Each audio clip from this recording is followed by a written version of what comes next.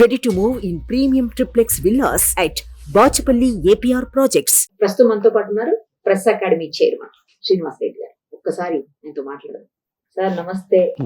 First of all hearty congratulations. Thank you. You deserve it. మీరు ఎన్నో పదవులు ఇప్పటికే చేస్తున్నారు. ఆల్రెడీ ఇప్పటికే పెద్ద పదవిలోనే ఉన్నారు జాతీయ స్థాయిలో. ఇప్పుడు కొత్తగా వచ్చినటువంటి ఈ బాధ్యత ఎలా అనిపిస్తోంది? సంతోషము ఉంది, భారంగా కూడా ఫీల్ అవుతున్నాను. సంతోషంగా ఉన్నది ఏమిటంటే ఫౌండర్ని నేనే, ఫౌండర్ అధ్యక్షుడిని, నలుగురు చీఫ్ మినిస్టర్ల వెంటబడి ఇది కాన్స్టిట్యూట్ చేపించాము. మరి చెన్నారెడ్డి గారితో హామీ, నెక్స్ట్ వచ్చిన చీఫ్ మినిస్టర్ జనార్దన్ రెడ్డి గారితో special committee to visit other states where this type of organizations are existing and working. ఆయనకి రిపోర్ట్ ఇవ్వటానికి సిద్ధమవుతున్న స్థితిలో విజయభాస్కర్ రెడ్డి రావటం, విజయభాస్కర్ రెడ్డి గారికి చెప్తే in toto government approved the committee report. Searching for appointment of chairman కొరకు సెర్చ్ చేస్తుంటే వారు వెళ్ళిపోయారు. ఎన్టీ రామారావు గారు వచ్చారు. ఎన్టీ రామారావు గారు శాసనసభలో క్వశ్చన్ వస్తే with in a month I will constitute and appoint the chairman అని చెప్పాడు. ఆ తర్వాత చంద్రబాబు నాయుడు గారు వచ్చారు. చంద్రబాబు నాయుడు గారు కాన్స్టిట్యూట్ చేసిన తర్వాత ఫస్ట్ చైర్మన్గా నన్ను నామినేట్ చేశారు. 3 మాసాలు స్కూటర్ మీదనే తిరిగాను. ఆఫీసు, దాన్ని ఇనిషియేట్ చేయటము, ప్రోగ్రామ్స్ ఎట్లా ఏమిటి అనేది సరిగ్గా second year 12th month shake hand ఇచ్చి ముఖ్యమంత్రికి వచ్చాను. మరోసారి అవకాశం దొరికింది. రాష్ట్ర విభజన తర్వాత ఆంధ్రప్రదేశ్ ప్రెస్ అకాడమీలో నుంచి విడిపోయిన రాష్ట్రం తెలంగాణ కాబట్టి ఎలక్ట్రానిక్ మీడియా కూడా బాగా, డిజిటల్ మీడియా ఇవన్నీ ఈ రోజు వచ్చేసాయి కాబట్టి దాన్ని మీడియా అకాడమీగా తెలంగాణ రాష్ట్ర ప్రభుత్వం దాన్ని తీసుకొచ్చింది.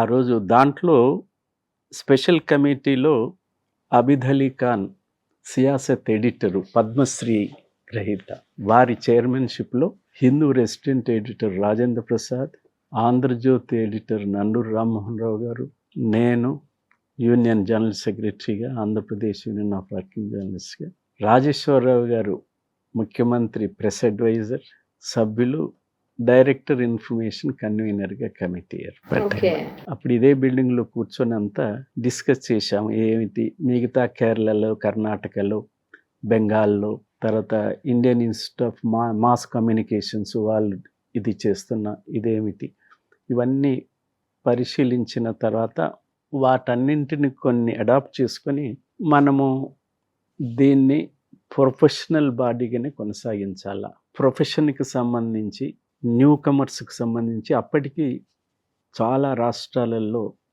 ఈ జర్నలిజం కోర్సులు లేవు. మొత్తము ఇండియాలో ఉస్మానియా యూనివర్సిటీ జర్నలిజం డిపార్ట్మెంటు, ఆ తర్వాత అలీఘర్ ముస్లిం యూనివర్సిటీ, బెనారస్ హిందూ యూనివర్సిటీ, ఇక్కడే జర్నలిజం కోర్సులు ఉండేవి. మన అకాడమీ వచ్చిన తర్వాత యాక్టివిటీస్ అన్నీ మొదలైన తర్వాత Kakatiya university vice chancellor, lady vice chancellor, we would like to introduce the course అని చెప్పి కోర్స్ మెటీరియల్ ఏ రకంగా ఉండాలా ఏమిటి అనేది కమిటీ వేసినప్పుడు నేను I am one of the member of that committee. Course ఎట్లా ఉండాలి జర్నలిజం, తెలుగు యూనివర్సిటీలో జర్నలిజం ప్రవేశపెడతామని first vice chancellor Sri Narayana Reddy గారు పిలిచారు. ఎట్లా పెడదాము ఏమిటి అని చెప్పి అట్లాగా various universities even now percolated to the colleges to have such courses journalism పెడుతున్నారు. అప్పుడు లేవు. ఇక 2 ఆనాడు తెలుగు పత్రికల విస్తరణ because of formation of the mandal as a unit for the రూలింగ్కి సంబంధించి, పరిపాలనకు సంబంధించి మండల్ కేంద్రం చేశారు కాబట్టి naturally for news papers that is the centre for the news. సడన్గా 23 జిల్లాల నుంచి 1254 మండలాలకు విస్తరించాల్సిన పరిస్థితి వచ్చింది. చదువుకున్నా లేదా కాలేజా, స్కూలా, ప్రాథమిక విద్య అనేది లేకుండా ఎవరు దొరికినా వాళ్ళు పెట్టుకున్నారు. వాళ్ళకి ప్రొఫెషన్ యాంగ్జైటీ ఉంది, ఉత్సాహం ఉంది, పని చేయాలన్న తపన ఉంది, basics తెలియాయి.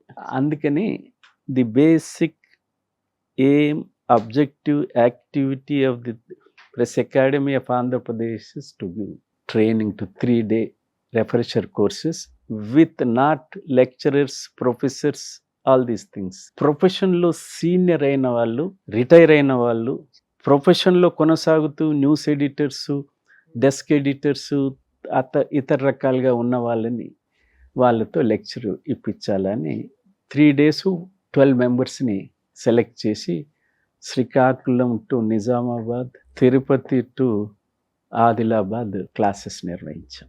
So booklets that should not be confined.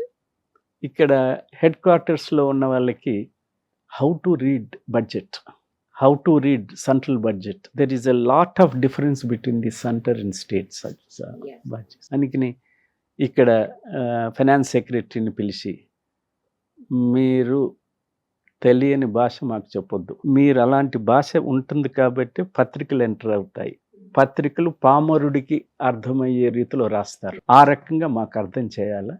You first prepare a brief note, what is budget, how to read, how many books you supply. నాకు ఈ రాష్ట్రంలో ఎంతమంది ఉద్యోగులు ఉన్నారు నాకు లెక్క కావాలి, ఏ పుస్తకం చూడాలా. నాకు ఈ రాష్ట్రంలో lowest employee, 4th class employee ఎంత జీతం ఉంటుందో కావాలి, హైయెస్ట్ ఎంప్లాయీ ఎవరో తెలియాలా. ఇవన్నీ తెలుసుకోవటానికి ఎట్లాగా మాకు చెప్పాలా. They prepared a good note. అప్పుడు Kaki Madhava Rao is the principal secretary. ఆయనే when I was cabinet minister status, Srinivas Reddy గారు ఎన్ని గంటలకు రావాలా అన్నాడు మీ దగ్గరికి, మీ ఆఫీస్కి. Why should you come, I will come. No, you should not come, your cabinet rank. నేను చెప్పాను, బంధువుల ఇంటికి పోతామనుకో, బంధువులు మన ఇంటికి వస్తారో మనం వాళ్ళ ఇంటికి పోవాలా. ఆయన నవ్వి ఓకే ఫైన్, 5 గంటల తర్వాత ఆఫీస్కి రండి, ఫైనాన్స్ డిపార్ట్మెంట్ ఖాళీ అయిపోతుంది, will discuss. How I gone there, he explained all these things and prepared a note ఇచ్చారు. అది బేసిక్. తర్వాత వర్క్షాప్స్ పెట్టాము ఫోటోగ్రాఫర్స్కి, డెస్క్ స్టాఫ్కి. అప్పుడే మన గ్లోబలైజేషన్ స్టార్ట్ అయింది, లిబరలైజేషన్ స్టార్ట్ అయింది, రిఫార్మ్స్ స్టార్ట్ అయినాయి, కొత్త పదాలు వచ్చినాయి. మన వాళ్ళు ఇంగ్లీష్ నుంచి తెలుగు చేయటానికి ఇబ్బంది పడుతున్నారు. అందుకే నేను చేసిన పని లెక్సికన్ తయారు చేయటం, పదకోశం. అప్పుడు మన తెలుగులో భాషా పాండిత్యంలో ప్రముఖులుగా పేరుగాంచిన చేకూరి రామారావు అధ్యక్షతన కేతు విశ్వనాథ రెడ్డి, ఆర్వి రామారావుతో అసలు పదాలు అనేది తెలియాలి కదా. అందుకని విశాఖపట్నం, విజయవాడ, తిరుపతి, వరంగల్, హైదరాబాదులో అక్కడ పనిచేసే న్యూస్ ఎడిటర్స్కి మీకు అకాడమీ నుంచి కార్డులు, పోస్టల్ కార్డ్స్ ఇస్తాము. మీరు ఏ పత్రిక కావాలంటే 2 పత్రికలు, ఇంగ్లీష్ పత్రిక, ఒక తెలుగు పత్రిక ఇస్తాము. ఇంకా వీక్లీస్ కూడా కావాలంటే ఏదైనా వీక్లీ, ఫ్రంట్ లైనా, దీవిక, ఇంకా సండేనా, ఇవి ఇస్తాము. కొత్త పదాలు, మనకు తెలియని పదాలు రాయండి. తర్వాత తెలుగులో ఆ పదానికి దొరకకుండా తెలుగు చేయటానికి లేకపోతే వాడే ఇంగ్లీష్ పదం ఏందో అది ఎత్తిరాయండి. రోజు ఇన్ని కార్డులు వస్తుండేటి, రోజు మళ్ళీ మర్చిపోవద్దు, అట్లా రాయాలా, పయాలా, పోస్ట్లో ఏమని చెప్పాలా. అట్లాగా వాటి వచ్చిన అన్నిటిని ఇది చెప్పి లెక్సికన్ తయారు చేసాం ఫస్ట్. ఆ తర్వాత దిగిపోయేటప్పుడు సెకండ్ ఇయర్ పొత్తూరి వెంకటేశ్వరరావు గారు పిలిచి, వారు ప్రతి క్లాస్కి వచ్చేవారు, నాతో పాటే ఇద్దరం కలిసి వెళ్ళేవాళ్ళం. వారికి తెలుగు జర్నలిజం ఎప్పుడు పుట్టింది, ఎన్ని పత్రికలు వచ్చాయి, ఎన్ని సర్వైవ్ అయినాయి, వాటి నేచర్ ఏంటి, వాటి ఉద్దేశాలు ఏంటి తయారు చేయాలి మాస్టర్ గారు అంటే పర్సువేషన్లో ఒప్పుకున్నాడు. ఎంతకాలం పడుతుంది పొత్తూరు వారు అంటే 2 years అన్నాడు. అరే నేను దిగిపోతున్నాను కదా. దెన్ ఆయన పర్లేదు కానీ అని. నా తర్వాత పొత్తూరు గారు చైర్మన్ అయ్యారు. ఆ 2 years పని ముట్టుకోలే. వారి తర్వాత వెంకట్రావు గారు అయ్యారు. వెంకట్రావు గారి పీరియడ్లో అది తయారైంది మంచి పుస్తకం, ఇప్పుడు రెఫరెన్స్ పుస్తకం, తెలుగు పత్రికల చరిత్ర. ఈ 2 major my period lexicon and achievements. Of course మేము చాలా ఉన్నాయి అచీవ్మెంట్స్, కానీ నేను 15-16 years గా మిమ్మల్ని చూస్తున్నాను సార్. ఫస్ట్ ఒక ఫేమస్ శాటిలైట్ ఛానల్లో ఉన్నప్పుడు రాజశేఖర రెడ్డి గారి డెత్ అయింది. ఆ డెత్ అయినప్పుడు వచ్చి ఫస్ట్ ఇంటర్వ్యూ మీ దగ్గర తీసుకున్నాను నేను. అదే మీకు నాకు పరిచయం. ఇంటర్వ్యూ కూడా కాదు, యాక్చువల్ గా బయట అంటాం కదా, లోగో పెట్టేసి తీసుకుంటాం కదా, 1-to-1, అది తీసుకున్నాను. నేను ఫస్ట్ ఇంటర్వ్యూ చేసిన జర్నలిస్ట్ మీరు. అప్పటి వరకు నేను ఏ జర్నలిస్ట్ ని ఇంటర్వ్యూ చేయలేదు, బయట కూడా తీసుకోలేదు, ఫస్ట్ మీ దగ్గర తీసుకున్నాను. సో నాకు ఎప్పటికీ గుర్తుండిపోతుంది అది లైఫ్ లో. అదొక అదొక మెమరీ సార్ నాకు నా లైఫ్ లో. సో అలా అప్పటి నుంచి చూస్తూనే ఉన్నాను. ఆ చెరగని చిరునవ్వుతో అలాగే ఉంటారు సార్. కొంచెం సీక్రెట్ చెప్పరా ప్లీజ్. ఏది జ్ఞాపకం ఉంచుకోకూడదు, అంటే ఏది గుర్తుంచుకోకూడదు. ఏది మరి గుర్తుంచుకో. నేను ఇప్పుడు ఉంచుకున్నాను కదా సార్ మీతో చేసిన ఫస్ట్ ఇంటర్వ్యూ. అందుకని మీరు కూడా కొంతని నవ్వగలుగుతున్నారు. So many people say that. అవునా సార్? చూడండి, మరి నేను ఒక్కదాన్ని అనలేదుగా, అందరికీ అనిపిస్తుందిగా. ప్లీజ్ సార్ సీక్రెట్ చెప్పరా. మా ఆవిడని నేను అడిగి try ఎంత చేస్తాను. కోపంగా ఇంట్లోకి పోతే. మేడం అడగంటారా? సరే సార్, అయితే మీరు లవ్ మ్యారేజా అరేంజ్డ్ మ్యారేజా సార్? నేను పుట్టగానే మా మేనమామకి చెప్పేశారు, నీకు బిడ్డ పుడితే వీడికి ఇవ్వాలా. మా ఫాదర్ ఇల్లా ఇద్దరు యాంటీ నిజాం స్ట్రగుల్లో అనేక పోలీస్ స్టేషన్లో నిర్బంధించి చివరికి వీళ్ళు చాలా దేశ ద్రోహులు అని తీసుకెళ్లి జాల్నా జైల్లో పెట్టారు, మహారాష్ట్ర. అప్పుడు Jalna is a part of Hyderabad state. నేను పుట్టిన తర్వాత మా అమ్మమ్మలు ఇద్దరు మా మదర్ని తీసుకొని జైల్లో ములాఖత్కి వెళ్ళి కొడుకుని చూపించారు. చూపిస్తూ మా అమ్మమ్మ చెప్పిందట మా మేనమామకు, పెద్ద మేనమామకు, నీకు బిడ్డ పుడితే వీడికి ఇవ్వాలని చెప్పి. అప్పుడే ఫిక్స్ అయిపోయింది. అయితే మీకు ఇంకా ఆప్షన్ లేదు అసలు. అంతే కదా సార్ మరి.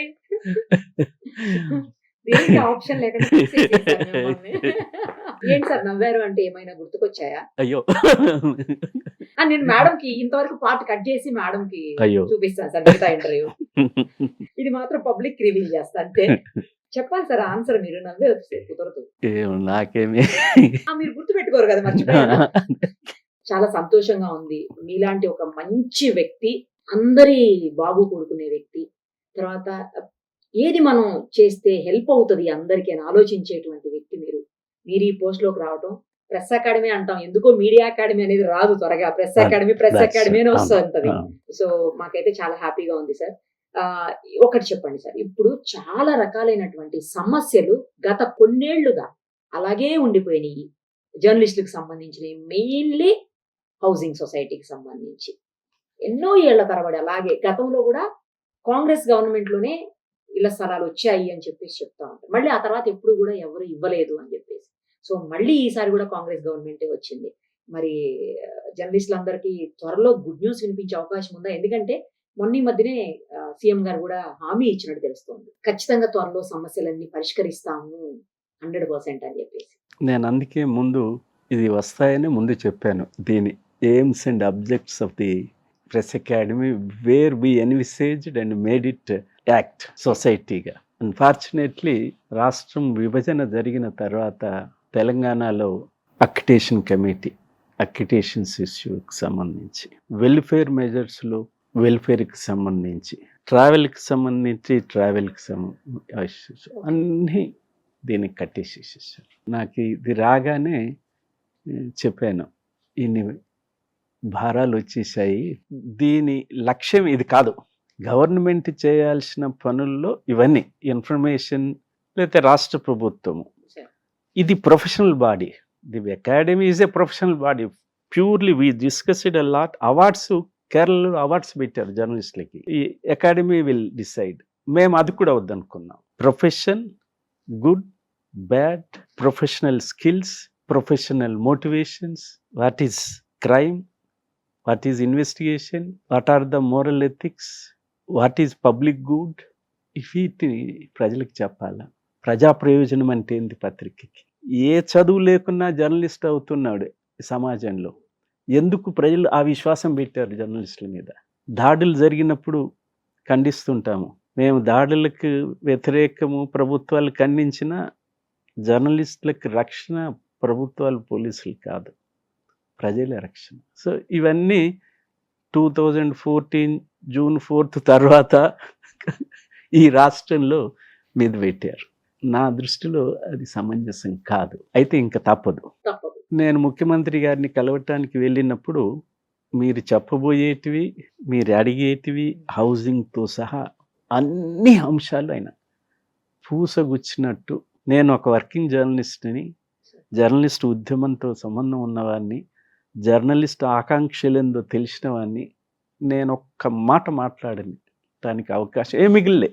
అంత ఆయన ఆ విషయాలన్నీ తెలుసుకుని చెప్పేశాడు. ఇది మీ బాధ్యత, ఇది మీ మంత్రి బాధ్యత. మీరు కాగితం ఇస్తే కళ్ళు మూసుకొని సంతకం పెట్టేస్తారు. మన వాళ్ళు మొన్న కూడా ఏదో వెళ్తే 2 days బ్యాక్ కూడా చిచ్చాట్లు చెప్పాడు. వారు లెటర్ ఇస్తే కళ్ళు మూసుకొని సంతకం చేస్తాను, నా దగ్గర ఆగద్దు. Great news. Now the first and foremost thing is to solve the housing problem. The ప్లాట్స్కి సంబంధించి జవహర్లాల్ నెహ్రూ సొసైటీ 16-17 ఏళ్ల నుంచి పెండింగ్లో ఉన్న అంశాన్ని yesterday I met information minister Ponguleti Srinivas Reddy గారిని కలిశాను. ఆయనకు కూడా ముఖ్యమంత్రి మాదిరిగానే ఈ ఇన్స్ట్రక్టెడ్ కన్సర్న్డ్ అఫీషియల్స్, ఈ గవర్నమెంటు ప్రోయాక్టివ్ గవర్నమెంటు, ఈ గవర్నమెంటు జర్నలిస్టులకి ఇళ్ల స్థలాలు ఇవ్వటానికి తలపెట్టిన గవర్నమెంటు. మీ ఆలోచన బ్యూరోక్రేట్స్ అధికారులు సమస్య సాల్వేషన్కి ఆలోచించంటే తప్ప సమస్యను జటిలం చేయటానికి మీ ఆలోచన ఉండకూడదు అని చెప్పాడు. Then I met the concern senior most official. అడిగాను, చూపించండి ఫైల్స్ ఏమేమి ఉన్నాయో. They are also know it. We are at it to solve the housing problem. Good news sir. నిన్న మొన్న అంతా కలుస్తున్నారు.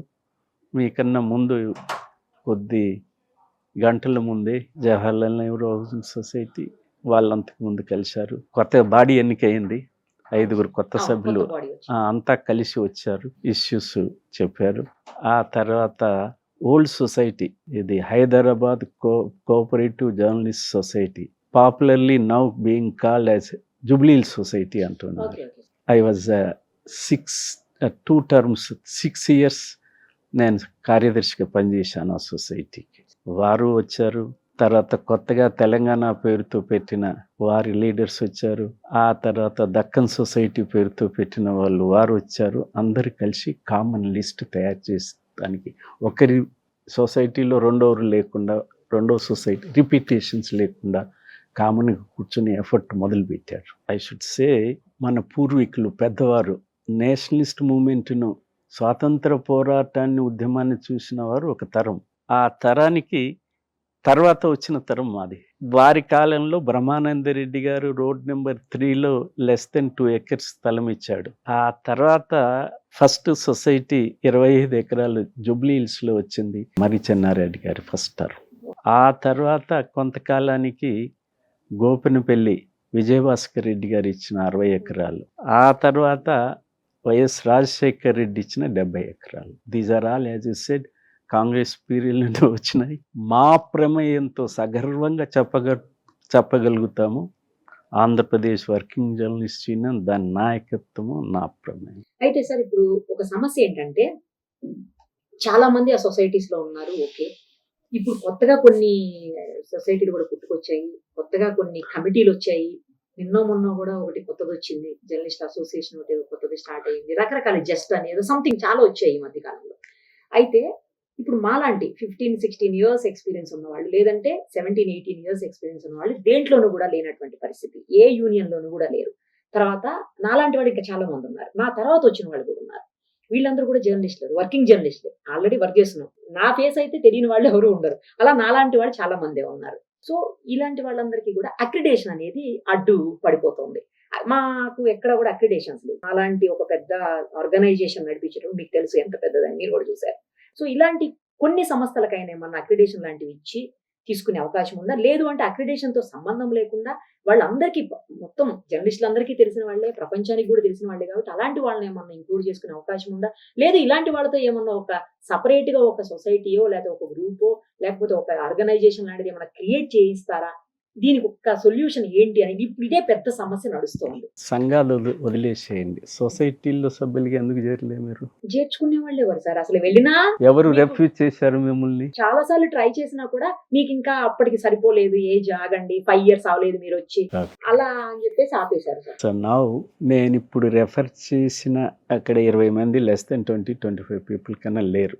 ఎక్కడ బ్రహ్మానందరెడ్డి గారు ఇచ్చిన రోడ్ నెంబర్ 3లో 228 మంది జూబ్లీ హిల్స్లో ఉన్నారు. ప్లాట్స్ హౌస్ కట్టుకుని ఆల్మోస్ట్ 700 and odd ఎంతో గోపనపల్లిలో ఉంటారు, 1100 and odd ఎంతో జవహర్లాల్ నెహ్రూలో ఉన్నారు. వీళ్ళందరికీ అక్రిడేషన్ అనే సమస్య లేనే లేదు. Accreditation is not the criteria. వాళ్ళకి there is a act, working journalist act. ఆ యాక్ట్లో who is journalist, working journalist definition ఉంది. ఆ డెఫినేషన్లో రిపోర్టర్స్ వస్తారు, సబ్ ఎడిటర్స్ వస్తారు, ఫోటోగ్రాఫర్స్ వస్తారు, కార్టూనిస్టులు వస్తారు, ప్రూఫ్ రీడర్లు వస్తారు, ఉర్దూలో అయితే కాతీబ్స్ వస్తారు. కాతీబ్స్ అంటే ఆ రోజులు, ఇప్పుడు వాళ్ళకి కంప్యూటర్లు వచ్చినాయి, వాళ్ళు చేత్తో రాయాలి మొత్తం పేపర్ని, రాసి బండ మీద తగలు పెడతారు, అవి అతుక్కుపోతాయి కలరు దీంతో రాసి, అప్పుడు మా కాలంలో. సో వీళ్ళంతా no question of criteria, accreditation is ఉంది. ఇప్పుడు కూడా హూ ఈజ్ వర్కింగ్ జర్నలిస్ట్ ఒక డెఫినేషన్ ఉంది. 2, ఇవాళ working journalist act meant for only print media, electronic మీడియాకి లేదు. అందువల్ల దాని నుంచి ఇంకా కొద్దిగా విస్తరణ జరగాల. ప్రామినెంట్ ఇవి ఎలక్ట్రానిక్ మీడియా ఛానల్స్ వచ్చాయి, అప్ లింకింగ్ డౌన్ లింక్ లేని ఛానల్స్ కూడా ఉన్నాయి. సో అందువల్ల వీటన్నింటినీ తప్పనిసరిగా కన్సిడరేషన్కి. 3, ఈ సొసైటీలో ఉన్న మెంబర్స్తో పాటు a time will be given, it will be announced, ఇంకా ఎవరైనా ఉంటే అప్లై చేయి. ఈ యాడ్ 6 దెన్ ఫాలో న్యాచురల్గా, ఎంత స్థలం ఉన్నది, ఎక్కడి నుంచి తీసుకోవాలా, ఎక్స్పీరియన్స్ ఏమిటి, జర్నలిస్ట్ అనే డెఫినేషన్కి వీళ్ళకి లేదు కాబట్టి వీళ్ళకి ఏం క్రైటీరియా పెడదాము, ఎక్స్పీరియన్స్ ఎంత పెడదాము.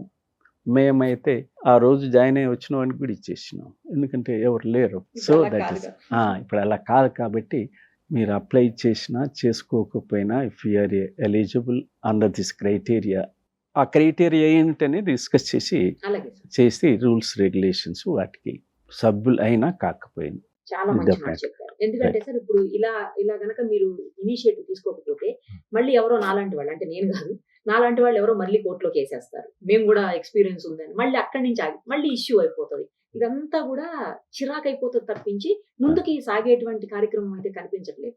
మీ హయాంలో ఖచ్చితంగా ఈ ప్రాబ్లం సాల్వ్ అయిపోయి జర్నలిస్టులు అందరూ హ్యాపీగా ఉండాలని, ఉంటారని నాలాంటి వాళ్ళు చాలా మంది ఆశిస్తున్నారు. అంతేనా సార్? సింపుల్ సమాధానం. ఖచ్చితంగా చూద్దాం. చాలా ఎప్పుడైనా ఇప్పుడు 69 కన్నా ముందు 68 ఆ ప్రాంతాన ఈ హౌసింగ్ సొసైటీ బంజారా హిల్స్తో వచ్చింది. 78-79లో Jubilee Hills. May taken long time to settle, but proposal అదొక డికేడ్. ఆ తర్వాత డికేడ్ తర్వాత విజయభాస్కర్ రెడ్డి గారిది, ఆ తర్వాత ఒక డికేడ్ ఆల్మోస్ట్ తర్వాత రాజశేఖర్ రెడ్డి గారిది. ఎక్కడి డికేడ్ దాటిపోయింది sir. 2 decades of expansion of the industry, expansion of the electronic media, digital media ఇవన్నీ వచ్చాయి కాబట్టి కొంత మనం ఆలోచన పెట్టాల్సింది. తప్పకుండా సార్. ఇంకొకటి ఏంటంటే ఇప్పుడు పెద్ద మీడియాస్ తో పాటు ఈక్వల్ గా ఉన్నటువంటి సుమన్ టీవీ లాంటి మీడియాస్ కు ఎక్కడైనా ఎలక్షన్ మీరు ఇప్పుడే చూస్తుంటే మీకు అక్రిడిటేషన్ లేదా? లేదు సార్, మాకు లేవు. అదే అంటున్నారు. ఏమని రిఫ్యూజ్ చేశారు? అసలు అక్రిడిటేషన్ యాక్సెప్ట్ చేయట్లేదు సార్. మేము అప్లై చేసినా కూడా దాన్ని తీసుకోవట్లేదు వాళ్ళు. రిజెక్ట్ చేసింది కారణం చెప్పాలి కదా. కారణం ఏమి లేదు, అసలు తీసుకోవట్లేదు వాళ్ళు. మీరు అప్లై చేయలేదని చెప్పారు. చేశాను సార్ నేను ఆల్రెడీ. చేస్తే రిజెక్షన్ కారణం ఖచ్చితంగా చెప్పాల్సింది. అసలు దాన్ని తీసుకోలేదు వాళ్ళు. అప్లికేషనే తీసుకోవట్లేదు. ఎందుకంటే డిజిటల్ మీడియా. కోర్టులో ఎందుకు వెళ్ళి అంత ఆలోచన రాలేదు సార్ ఇప్పటికైనా.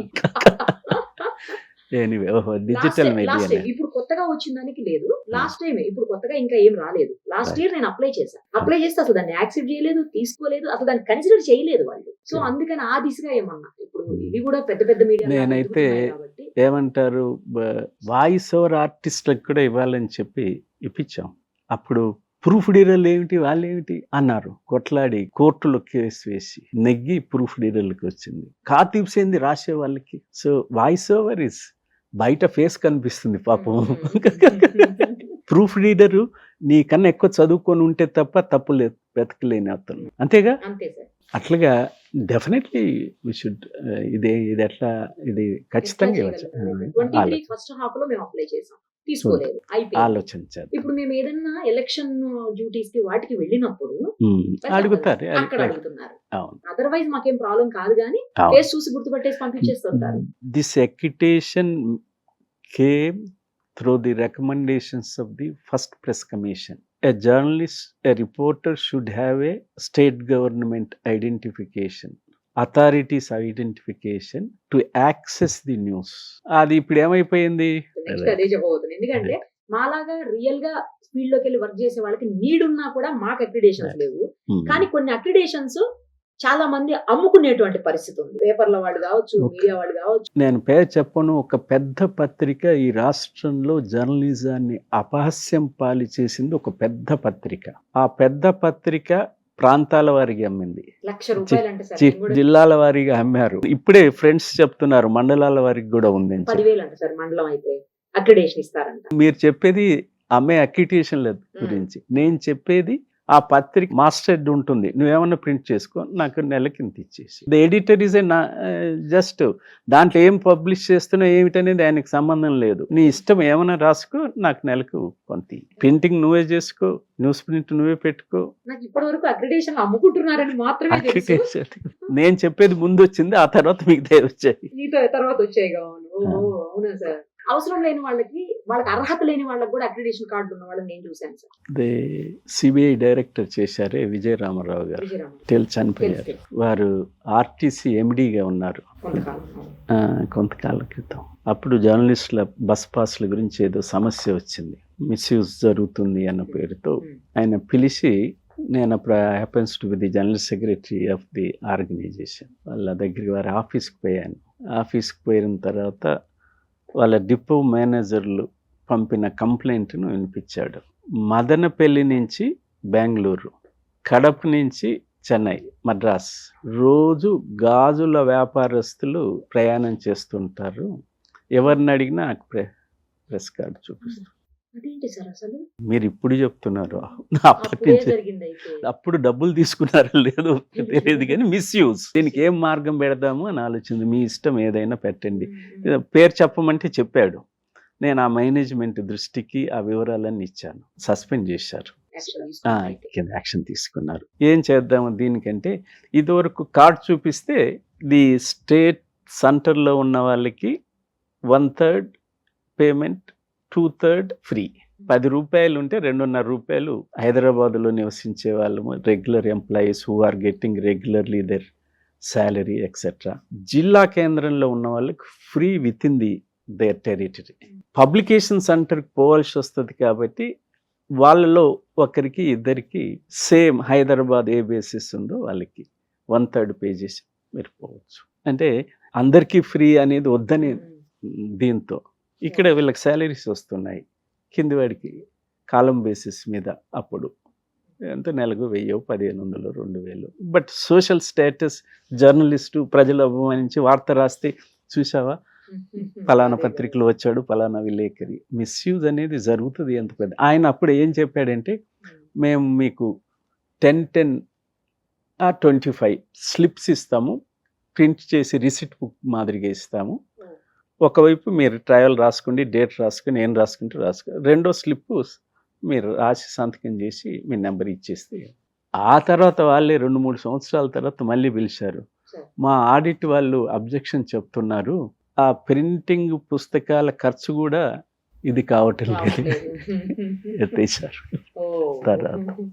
చాలా కుప్పలు తెప్పలుగా యూట్యూబ్ ఛానల్స్ పుట్టుకొస్తున్నాయి సార్. చాలా ప్రొఫెషనల్స్ అందరూ కూడా వచ్చేసి ఏవేవో చేస్తున్నారు, ఏవేవో మాట్లాడుతున్నారు. బ్రతుకున్న మనుషులను కూడా చంపేస్తున్నటువంటి పరిస్థితి ఉంది. వాళ్ళకి నచ్చకపోతే రాజకీయ నాయకుల మీద నీచమైనటువంటి కామెంట్లు, లేకపోతే సినిమా సెలబ్రిటీస్ మీద కావచ్చు, ఇట్లా రకరకాలైనటువంటి వస్తుంది. మీరేమన్నా ఆ దిశగా అంటే కొంత కంట్రోల్ చేసేదానికి ఏమన్నా ఆలోచన చేస్తారా సార్?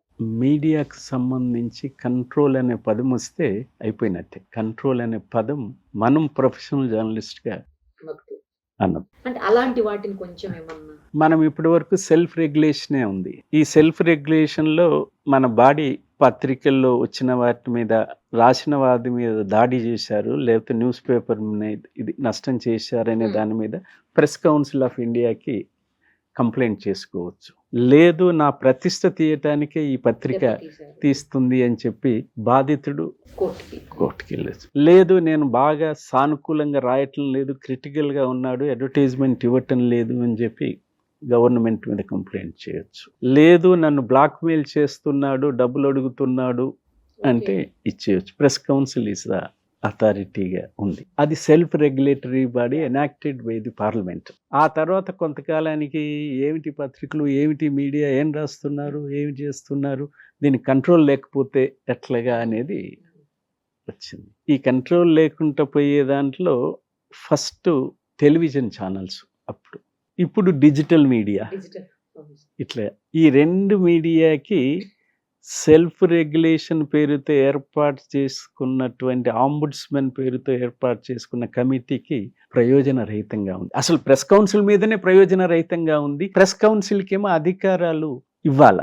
ఉదాహరణకి ఒక news paper repeatedly doing the same mistake, if they get a 3 warnings within a year, they can withdraw right to the RNI to withdraw there. అట్లాగే రిపీటెడ్గా వస్తున్న వాటిని డైరెక్షన్ ఇచ్చి పొరపాటు జరిగింది నీ పేపర్లో, as permanently as you publish that news, ఇది కూడా అంతగే వేయండి అని చెప్తే వేయకపోతే can direct DAVP and state government organisations not to release advertisements.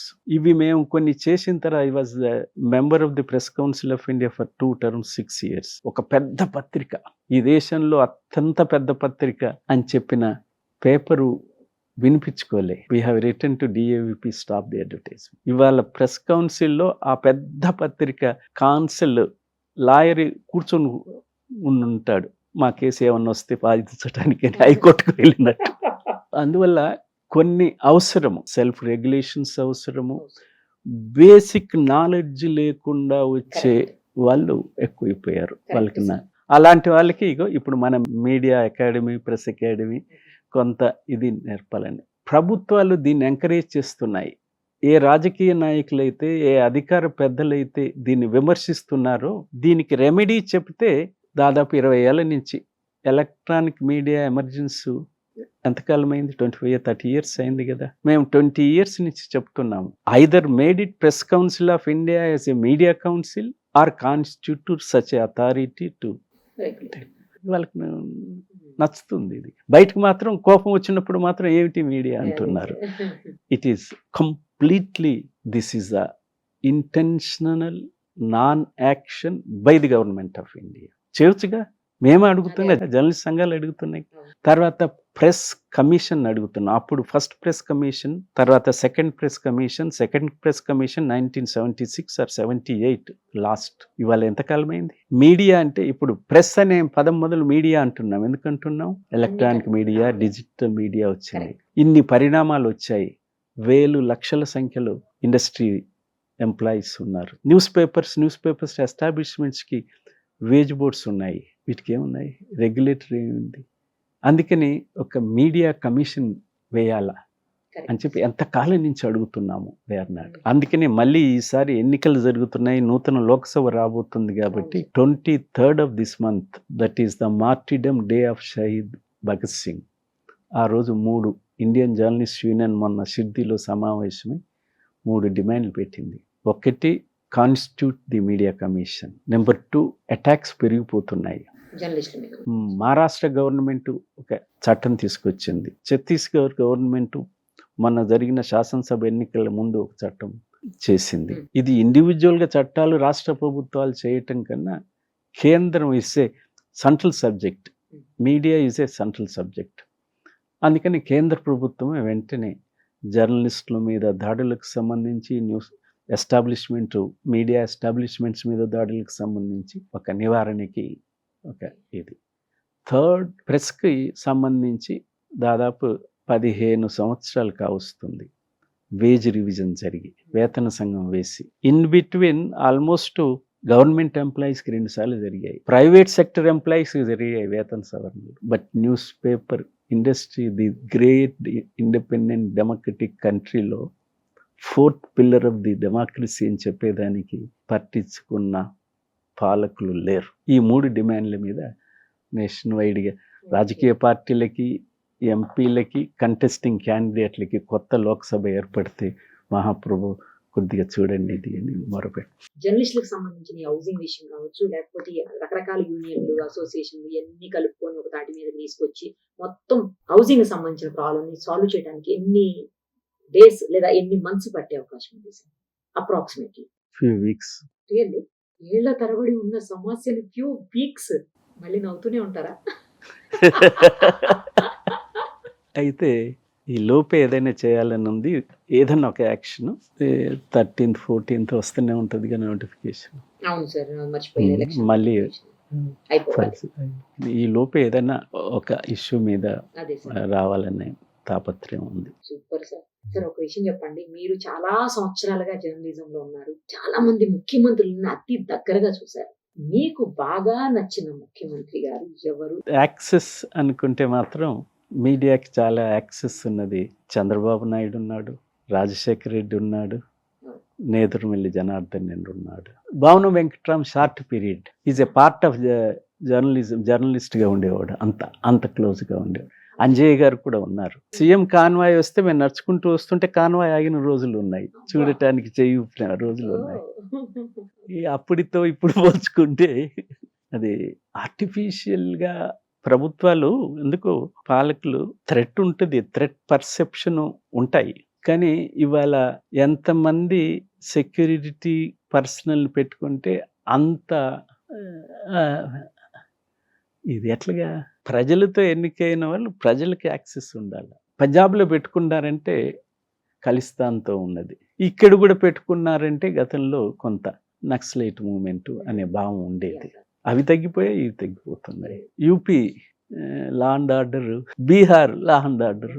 నేను అనేది ఏంటంటే పాలకులు ప్రజలకు దగ్గరగా ఉంటారు. ఏమడుగుతారు వస్తే నా బిడ్డకు ఉద్యోగం ఇచ్చాయా అంటారు. సమాధానం చెప్పలేని స్థితిలో ఉంటావా? నా గుండె సమస్య ప్రాబ్లం వచ్చింది, నా దగ్గర డబ్బు లేదు, స్టేట్ సమాధానం చెప్పలేని స్థితిలో ఉంటుందా?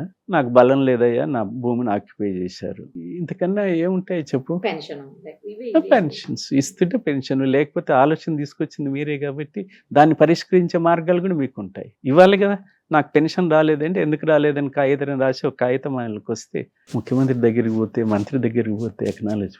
నాకు సంతోషం ఏమిటి వేసిందంటే ఈ గవర్నమెంట్ వచ్చిన తర్వాత మా బ్రదర్, అంటే ఓన్ కాదు కజిన్ బ్రదర్, ఒక రాష్ట్రం నుంచి ఒక రాష్ట్రానికి వచ్చాడు. డివిజన్ ఇప్పుడు కోరుకోలేదు, తర్వాత వచ్చేసాడు ఇక్కడికి. గత 6 మాసాలు 8 మాసాల నుంచి శాలరీ రాలే.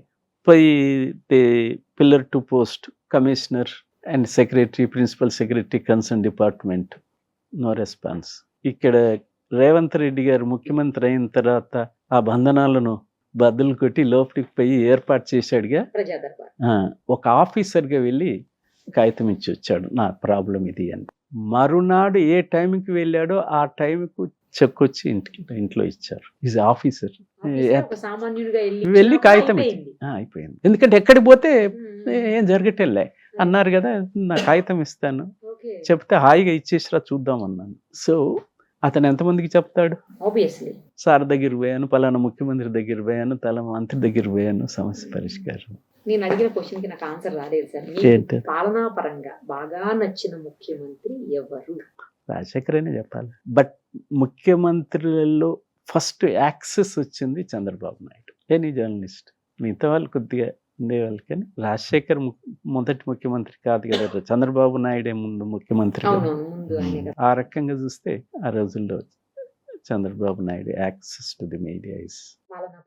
పాలనా పరంగా వెంగళరావు 76 ఎమర్జెన్సీ కాబట్టి 6 సంవత్సరాలు ముఖ్యమంత్రిగా చేసి ఆయన 9:30కి ఆఫీస్కి వచ్చేవాడు, 5 గంటలకు వెళ్ళిపోయేవాడు, మధ్యాహ్నం లంచ్ తెచ్చుకుంటే ఉండేవాడు, లేకపోతే 1 గంటకు వెళ్ళేవాడు, 2 గంటలకు వచ్చేవాడు. పబ్లిక్ సెక్టర్ ఆర్గనైజేషన్స్ మన హైదరాబాద్లో BHEL, ECIL, HMT, Warner Hindustan, ఇవన్నీ ఆ పీరియడ్లోనే ఎక్కువ పబ్లిక్ సెక్టర్ ఆర్గనైజేషన్స్ వచ్చినాయి. తర్వాత ఎక్కడ ఇవి లేవు. అడ్మినిస్ట్రేషన్ పరంగా బాగా చేసింది వెంగళరావు. నక్సలైట్ ఉద్యమం బాగా అప్పుడేగా ఇది పివి నరసింహరావు గవర్నమెంట్లో ఆయన హోమ్ మినిస్టర్, ఆయన్ని చీఫ్ మినిస్టర్గా తీసుకొచ్చారు. పాలనా పరంగా అడ్మినిస్ట్రేటివ్ పరంగా చూస్తే మాత్రం వెంగళరావు పీరియడ్. బట్ ఎన్నికలకి వెళ్తే ఆయన అఫీషియల్ రెడ్డి కాంగ్రెస్తో ఉన్నారు, ఇందిరా కాంగ్రెస్తో ఆమెను బయటికి ఆయన ముఖ్యమంత్రి చేసింది ఇందిరాగాంధీ. బట్ 24 సీట్లు వచ్చినాయి శాసనసభలో. ముఖ్యమంత్రిగా మెజారిటీ సీట్లు ఇందిరా కాంగ్రెస్కి వచ్చేసి చెన్నారెడ్డి గారు ముఖ్యమంత్రి అయ్యారు. పాలనకు వీటికి సంబంధం లేదు. గెలుపు ఆ రోజుకి ఉన్న సమస్యలు ఏంటి? ఏమి సమస్య లేనప్పుడు మంచి ముఖ్యమంత్రి వేద్దాం. కానీ ఈ రోజుల్లో సమస్యలు అనేకం వస్తున్నాయి కదా.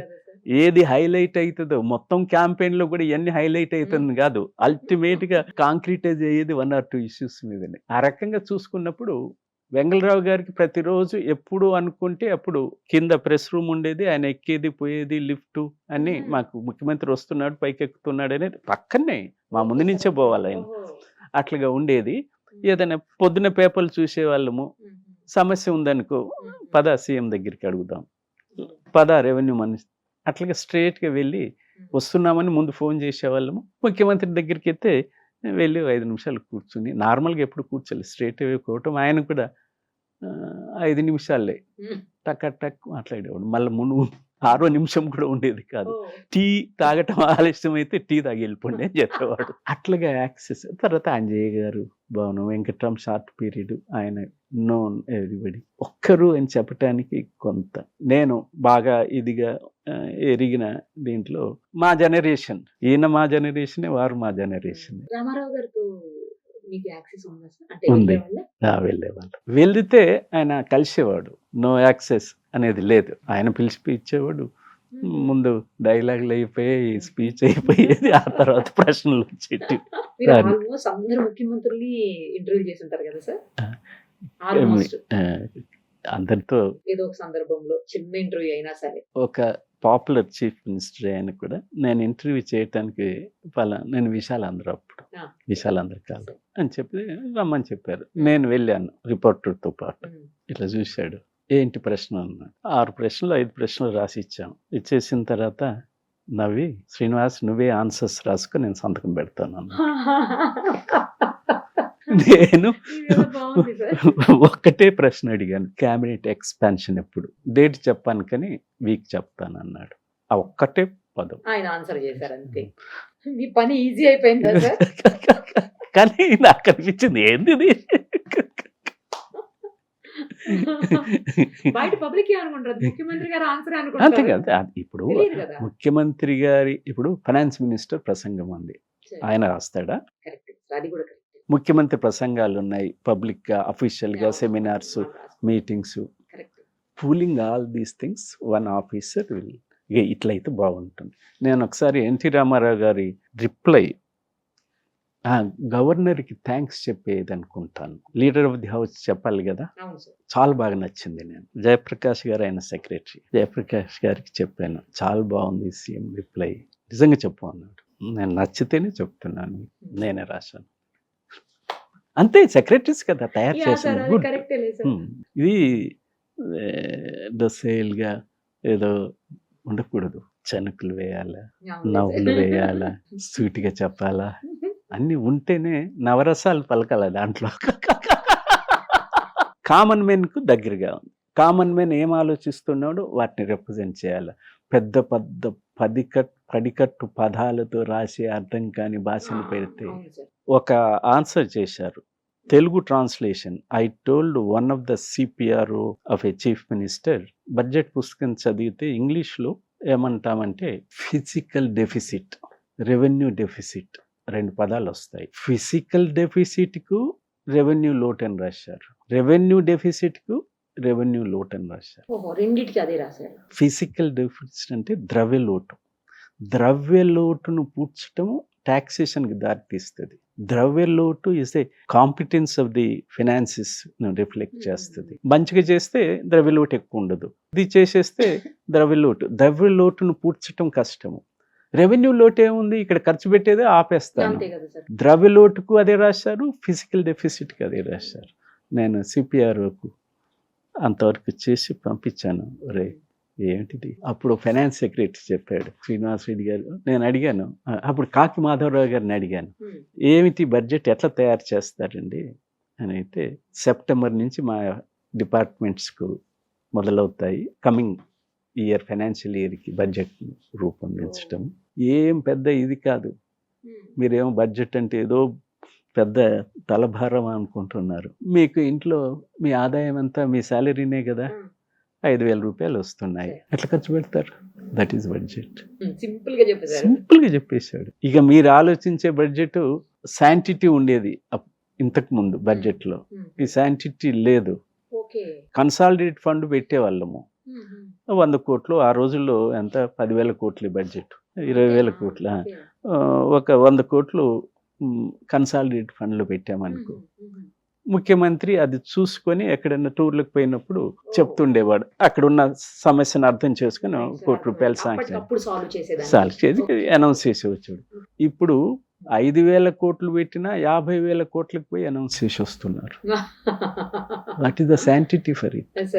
మళ్ళీ అప్రాప్రియేషన్లు బిల్లులు పెడుతున్నారు, దాన్ని నెక్స్ట్ అప్రాప్రియేషన్ బిల్ అంటారు ఆమోదం పొందటానికి. అది almost 1/4 to 50% of the state budget గా ఉంటుంది. సో శాంటిటీ పోతుంది. సూపర్ సార్, చాలా మంచి ఇంటర్వ్యూ. నాకు ఇంకొకసారి మీతో కంప్లీట్ గా ప్రొఫెషన్ కి సంబంధించిన ఇంటర్వ్యూ చేయాలనుంది. తప్పకుండా మీరు ఇంకొకసారి టైం ఇవ్వాలి నాకు. 15 ఏళ్ల పాటు మీరే మీడియా అకాడమీ చైర్మన్ గా ఉండి మీరు ఒక రికార్డు క్రియేట్ చేయాలని మనస్ఫూర్తిగా కోరుకుంటూ, అప్పుడు చేతికి కర్ర పట్టుకొని ఊగుతూ,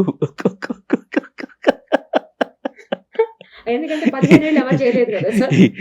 10 ఏళ్ళు చేసినట్టున్నారు కదా. 15 ఏళ్ళు అన్నాను. మీకు అర్థం కాలేదా సార్? ఈ 2 ఏళ్ళు కాలం మంచిగా నడిస్తే సంతృప్తిగా, నాకు సంతృప్తిగా, మిగతా వాళ్ళు తిట్టినా పర్వాలేదు అనుకో, నాకు సంతృప్తిగా నడిస్తే ఇతరులకి